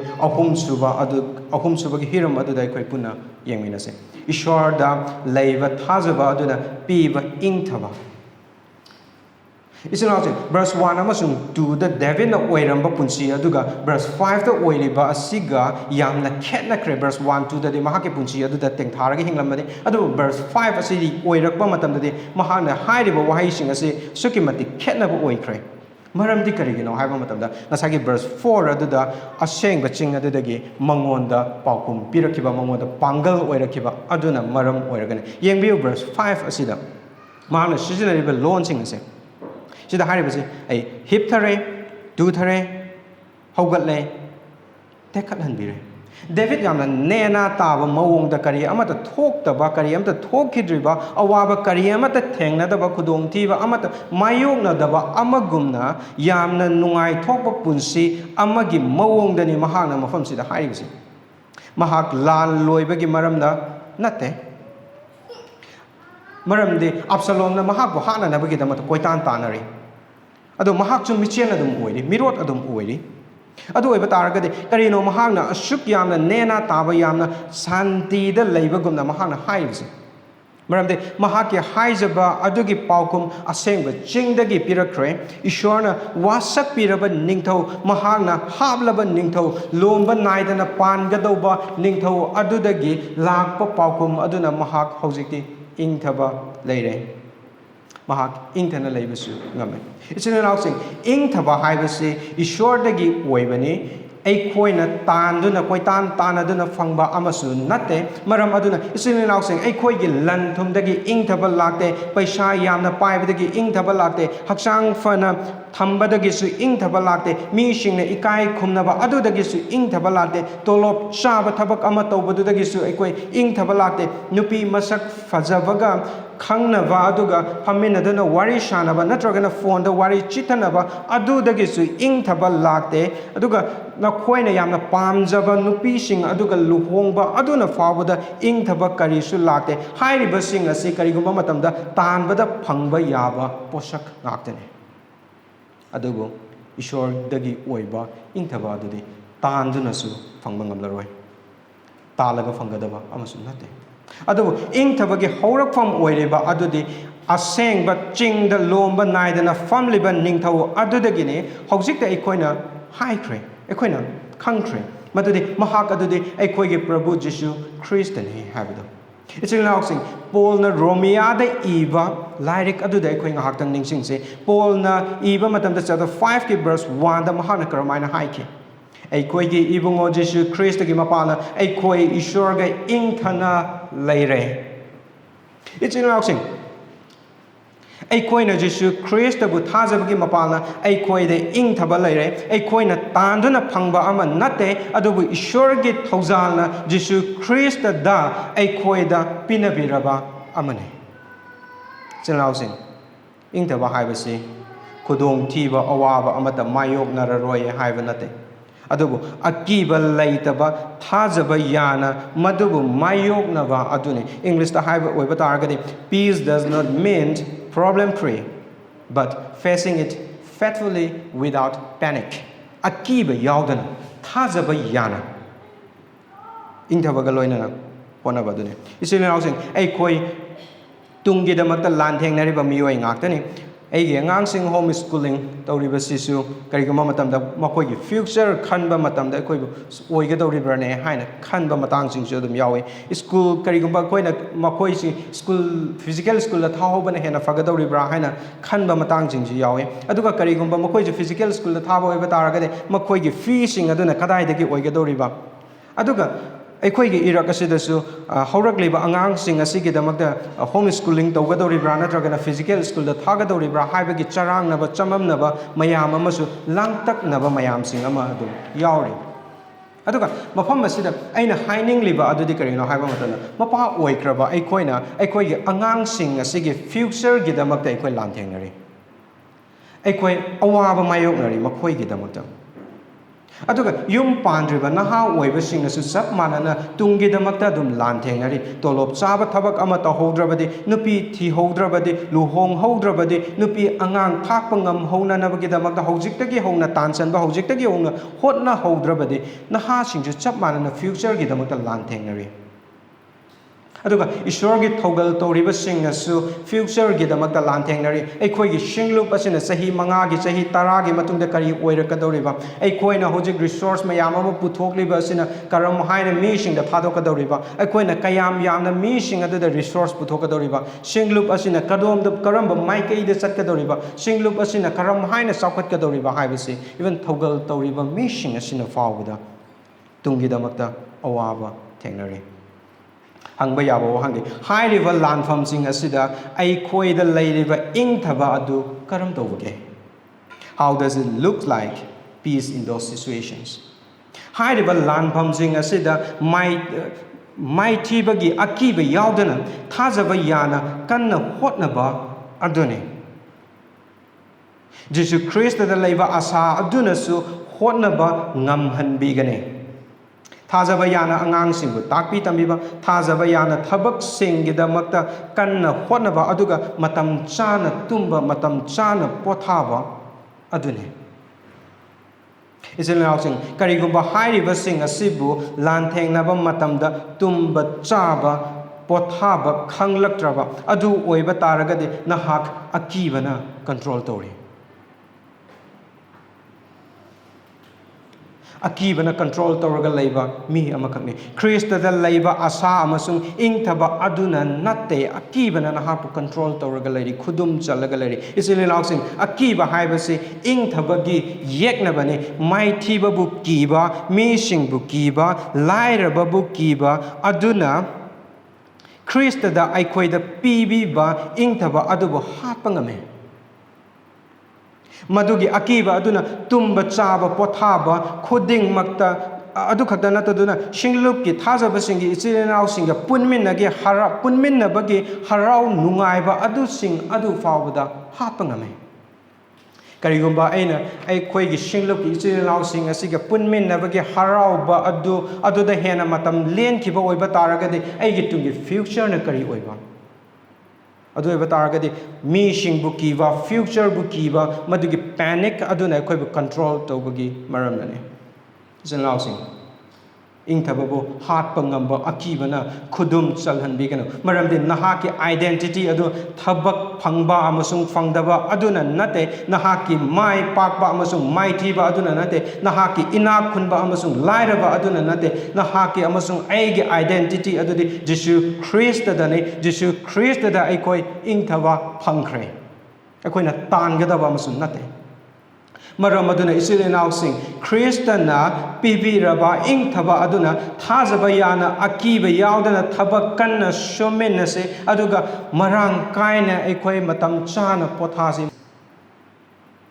ꯏꯆꯤꯜ ꯏꯅꯥꯎꯁꯤꯡ ꯕꯥꯏꯕꯜꯗ ꯑꯃꯨꯛꯀ ꯃꯤꯠꯐꯝ ꯊꯝꯁꯤ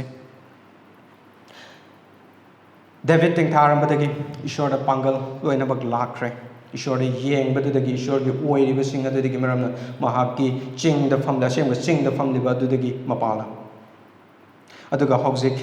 ꯑꯃꯨꯛ ꯑꯩꯈꯣꯏ ꯑꯔꯣꯏꯕꯒꯤ ꯍꯤꯔꯝ ꯑꯗꯨꯗ ꯑꯩꯈꯣꯏ ꯌꯦꯡꯃꯤꯟꯅꯁꯤ ꯃꯗꯨꯗꯤ ꯏꯁꯣꯔꯒꯤ ꯑꯆꯨꯝꯕ ꯋꯥꯌꯦꯜ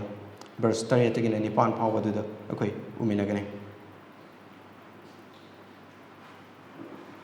ꯗꯦꯕꯤꯠ ꯄꯥꯡꯒꯜ ꯂꯩꯅ ꯑꯃꯁꯨꯡ ꯊꯧꯅꯥ ꯂꯩꯅ ꯏꯁꯣꯔꯒꯤ ꯑꯆꯨꯝꯕ ꯋꯥꯌꯦꯜ ꯑꯗꯨꯕꯨ ꯁꯨꯡꯁꯣꯏ ꯁꯣꯏꯗ꯭ꯔꯕꯅꯤ ꯍꯥꯏꯕ ꯊꯥꯖꯕꯒ ꯂꯣꯏꯅꯅ ꯏꯁꯣꯔꯕꯨ ꯀꯧꯔꯤ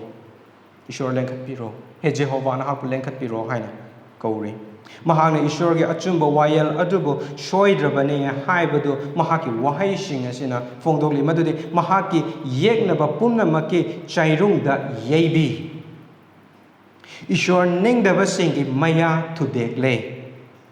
ꯃꯍꯥꯛꯅ ꯃꯐꯝ ꯑꯁꯤꯗ ꯁꯤꯖꯤꯟꯅꯔꯤꯕ ꯋꯥꯍꯩꯁꯤꯡ ꯑꯁꯤ ꯊꯣꯛꯈꯤꯗ꯭ꯔꯤꯕ ꯊꯧꯗꯣꯛ ꯑꯃꯕꯨ ꯊꯣꯛ ꯑꯃꯒꯨꯝꯅ ꯃꯍꯥꯛꯅ ꯃꯐꯝ ꯑꯁꯤꯗ ꯁꯤꯖꯤꯟꯅꯔꯤ ꯃꯗꯨꯅ ꯇꯥꯛꯄꯗꯤ ꯏꯁꯣꯔꯅ ꯃꯍꯥꯛꯀꯤ ꯌꯦꯛꯅꯕ ꯈꯨꯗꯤꯡꯕꯨ ꯆꯩꯔꯥꯛ ꯁꯣꯏꯗꯅ ꯄꯤꯒꯅꯤ ꯑꯗꯨꯒ ꯙꯔꯃ ꯆꯦꯟꯕꯁꯤꯡꯕꯨ ꯕꯣꯔ ꯁꯨꯡꯁꯣꯏ ꯁꯣꯏꯗꯅ ꯄꯤꯒꯅꯤ ꯍꯥꯏꯕꯗꯨ ꯁꯣꯏꯗ꯭ꯔꯕ ꯑꯃ ꯑꯣꯏꯅ ꯐꯣꯡꯗꯣꯛꯂꯤ ꯏꯆꯤꯟ-ꯏꯅꯥꯎꯁꯤꯡ ꯑꯩꯈꯣꯏꯅ ꯃꯁꯤꯒꯤ ꯚꯔꯁꯁꯤ ꯄꯥꯕ ꯃꯇꯝꯗ ꯑꯩꯈꯣꯏ ꯗꯦꯕꯤꯠꯀꯤ ꯃꯥꯏꯀꯩꯗ ꯂꯩꯕ ꯙꯔꯃ ꯆꯦꯟꯕ ꯃꯤꯁꯤꯡ ꯑꯣꯏꯅ ꯑꯗꯨꯝ ꯑꯩꯈꯣꯏ ꯈꯟꯕ ꯌꯥꯏ ꯑꯩꯈꯣꯏꯗꯤ ꯗꯦꯕꯤꯠꯀꯤ ꯃꯥꯏꯀꯩꯗ ꯂꯩꯕ ꯙꯔꯃ ꯆꯦꯟꯕꯁꯤꯡꯗꯨꯅꯤ ꯏꯁꯣꯔꯅ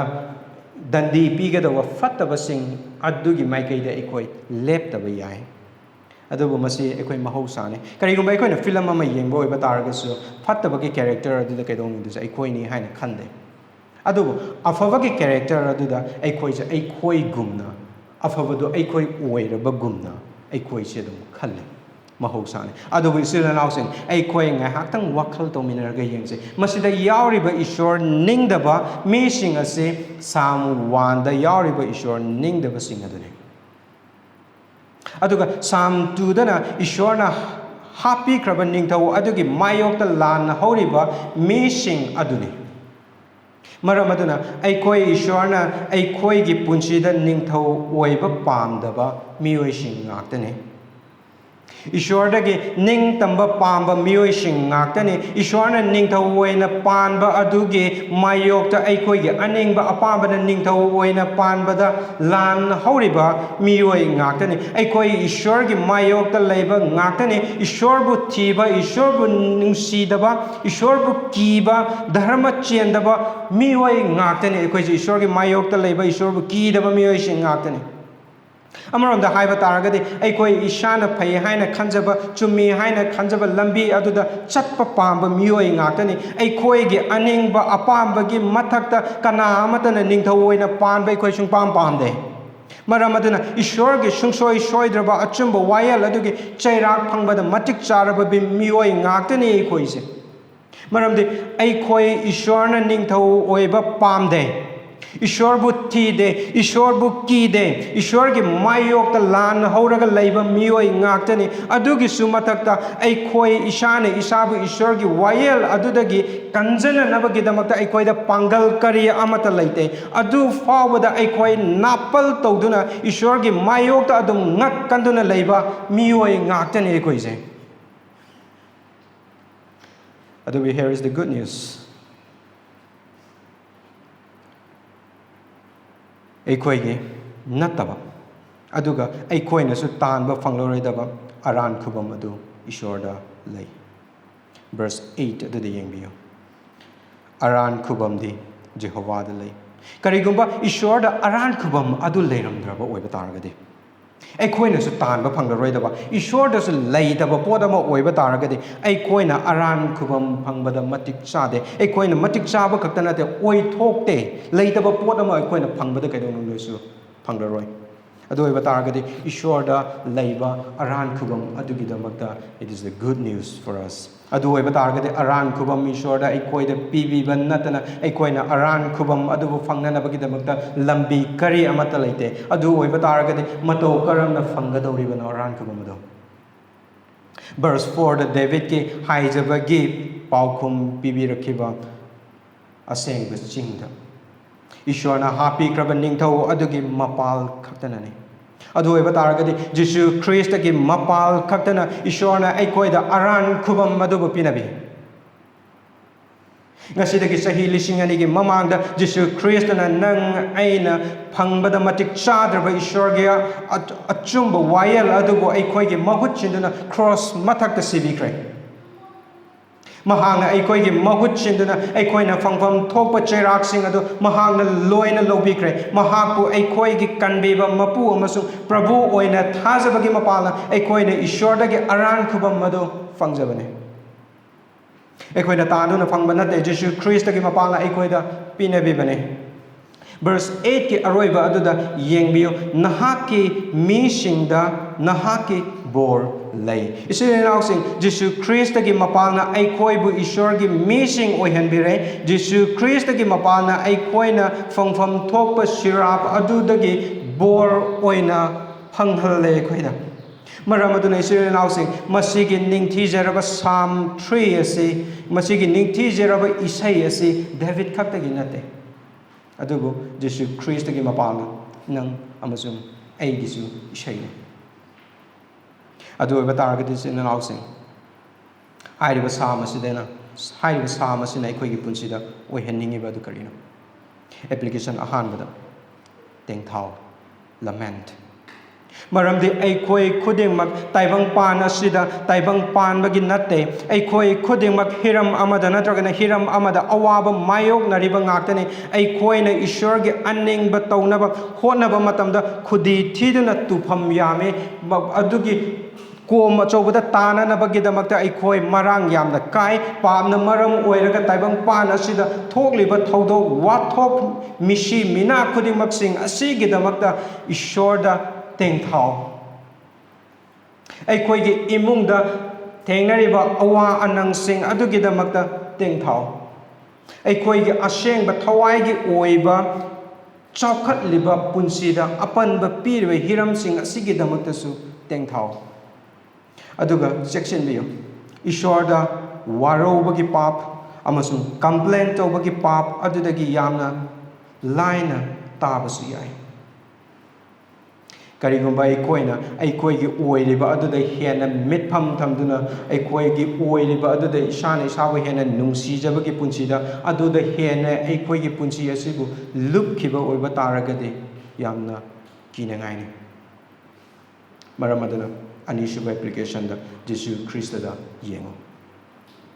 ꯃꯔꯝꯗꯤ ꯃꯍꯥꯛꯀꯤ ꯃꯄꯥꯜꯅ ꯑꯩꯈꯣꯏꯗ ꯑꯔꯥꯟ ꯈꯨꯕꯝ ꯄꯤꯅꯕꯤ ꯃꯍꯥꯛꯅ ꯑꯩꯈꯣꯏꯗ ꯏꯪꯊꯕ ꯄꯤꯅꯕꯤ ꯃꯍꯥꯛꯅ ꯑꯩꯈꯣꯏꯗ ꯊꯥꯖꯕ ꯌꯥꯅ ꯍꯤꯡꯅꯕꯒꯤꯗꯃꯛꯇ ꯊꯧꯅꯥ ꯍꯤꯡꯅꯅꯕꯒꯤꯗꯃꯛꯇ ꯄꯥꯡꯒꯜ ꯊꯥꯖꯕ ꯌꯥꯅ ꯍꯤꯡꯅꯅꯕꯒꯤꯗꯃꯛꯇ ꯃꯍꯥꯛꯅ ꯑꯩꯈꯣꯏꯒꯤꯗꯃꯛꯇ ꯄꯥꯡꯒꯜꯅꯤ ꯃꯔꯝ ꯑꯗꯨꯅ ꯃꯉꯣꯟꯗ ꯌꯦꯡꯈꯠꯂꯨ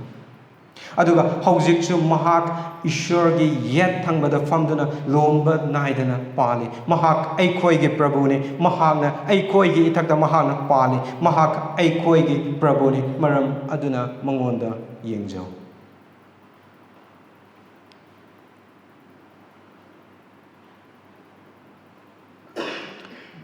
ꯑꯗꯨꯒ ꯑꯔꯣꯏꯕꯗ ꯃꯔꯨꯞ ꯃꯄꯥꯡꯁꯤꯡ ꯀꯔꯤꯒꯨꯝꯕ ꯅꯈꯣꯏꯅ ꯄꯨꯛꯅꯤꯡ ꯍꯣꯡꯗꯨꯅ ꯖꯤꯁꯨ ꯈ꯭ꯔꯤꯁꯇꯕꯨ ꯅꯍꯥꯛꯀꯤ ꯀꯟꯕꯤꯕ ꯃꯄꯨ ꯑꯃꯁꯨꯡ ꯄ꯭ꯔꯚꯨ ꯑꯣꯏꯅ ꯊꯥꯖꯗꯕ ꯇꯥꯔꯕꯗꯤ ꯅꯍꯥꯛ ꯏꯁꯣꯔꯒꯤ ꯁꯣꯏꯗ꯭ꯔꯕ ꯋꯥꯌꯦꯜ ꯑꯗꯨꯗ ꯇꯥꯒꯅꯤ ꯊꯃꯣꯏ ꯀꯟꯁꯤꯟꯕꯤꯒꯅꯨ ꯑꯗꯨꯒꯤ ꯃꯍꯨꯠꯇ ꯏꯁꯣꯔꯗ ꯆꯪꯖꯗꯨꯅ ꯖꯤꯁꯨ ꯈ꯭ꯔꯤꯁꯇꯒꯤ ꯃꯄꯥꯟꯅ ꯏꯁꯣꯔꯒꯤ ꯃꯤꯁꯤꯡ ꯑꯣꯏꯅꯅꯕꯒꯤꯗꯃꯛꯇ ꯅꯍꯥꯛꯄꯨ ꯏꯁꯣꯔꯅ ꯀꯧꯔꯤ ꯄꯨꯛꯅꯤꯡ ꯍꯣꯡꯗꯨꯅ ꯏꯁꯣꯔꯗ ꯆꯪꯖꯧ ꯅꯠꯇ꯭ꯔꯒꯗꯤ ꯏꯁꯣꯔꯒꯤ ꯑꯁꯦꯡꯕ ꯋꯥꯌꯦꯜ ꯑꯗꯨꯗ ꯇꯥꯒꯅꯤ ꯏꯁꯣꯔꯗ ꯆꯪꯖꯃꯤꯟꯅꯁꯦ ꯚꯥꯏ ꯏꯁꯣꯔ ꯅꯥꯕꯨ ꯊꯥꯒꯠꯆꯩ ꯗꯦꯕꯤꯠꯀꯤ ꯃꯄꯥꯜꯅ ꯑꯩꯈꯣꯏꯗ ꯃꯍꯥꯛꯀꯤ ꯑꯋꯥꯕ ꯇꯥꯔꯕ ꯃꯇꯝ ꯑꯗꯨꯗ ꯃꯍꯥꯛꯀꯤ ꯄꯨꯟꯁꯤꯅ ꯀꯔꯝ ꯍꯥꯏꯅ ꯅꯉꯣꯟꯗ ꯊꯥꯖꯕ ꯌꯥꯅ ꯇꯦꯡꯊꯥꯕꯒꯤ ꯄꯨꯟꯁꯤꯗ ꯏꯪꯊꯕꯒꯤ ꯄꯨꯟꯁꯤꯗ ꯂꯦꯟꯈꯤꯕꯒꯦ ꯖꯤꯁꯨ ꯈ꯭ꯔꯤꯁꯇꯗ ꯃꯍꯥꯛꯀꯤ ꯑꯆꯧꯕ ꯅꯤꯡꯊꯧ ꯑꯗꯨꯗ ꯌꯦꯡꯗꯨꯅ ꯍꯤꯡꯈꯤꯕꯒꯦ ꯍꯥꯏꯕꯗꯨ ꯑꯩꯈꯣꯏꯅ ꯉꯁꯤ ꯅꯍꯥꯛꯀꯤ ꯋꯥꯍꯩꯁꯤꯒꯤ ꯇꯝꯕ ꯐꯪꯖꯔꯦ ꯃꯔꯝ ꯑꯗꯨꯅ ꯏꯄꯥ ꯑꯩꯈꯣꯏꯒꯤ ꯄꯨꯟꯁꯤꯅ ꯋꯥꯍꯩ ꯑꯁꯤꯒꯤ ꯃꯄꯥꯟ ꯑꯩꯈꯣꯏꯒꯤ ꯄꯨꯟꯁꯤꯗꯁꯨ ꯅꯍꯥꯛꯉꯣꯟꯗ ꯇꯦꯡꯊꯥꯕꯒꯤ ꯄꯨꯟꯁꯤꯗ ꯖꯤꯁꯨ ꯈ꯭ꯔꯤꯁꯇꯕꯨ ꯌꯦꯡꯖꯕꯒꯤ ꯄꯨꯟꯁꯤꯗ ꯑꯗꯨꯒ ꯖꯤꯁꯨ ꯈ꯭ꯔꯤꯁꯇꯒꯤ ꯃꯄꯥꯟꯅ ꯑꯩꯈꯣꯏꯗ ꯏꯪꯊꯕ ꯑꯗꯨ ꯂꯩꯕꯒ ꯂꯣꯏꯅꯅ ꯍꯤꯡꯕ ꯄꯨꯟꯁꯤꯗ ꯏꯁꯣꯔꯅ ꯍꯥꯟꯅ ꯃꯇꯦꯡ ꯄꯥꯡꯕꯤꯌꯨ ꯅꯍꯥꯛꯀꯤ ꯋꯥꯍꯩꯁꯤꯡ ꯑꯁꯤꯅ ꯑꯩꯈꯣꯏꯗ ꯊꯕꯛ ꯁꯨꯕꯤꯌꯨ ꯍꯥꯏꯖꯕꯁꯤꯡ ꯑꯁꯤ ꯖꯤꯁꯨ ꯈ꯭ꯔꯤꯁꯇꯒꯤ ꯃꯤꯡꯗꯅꯤ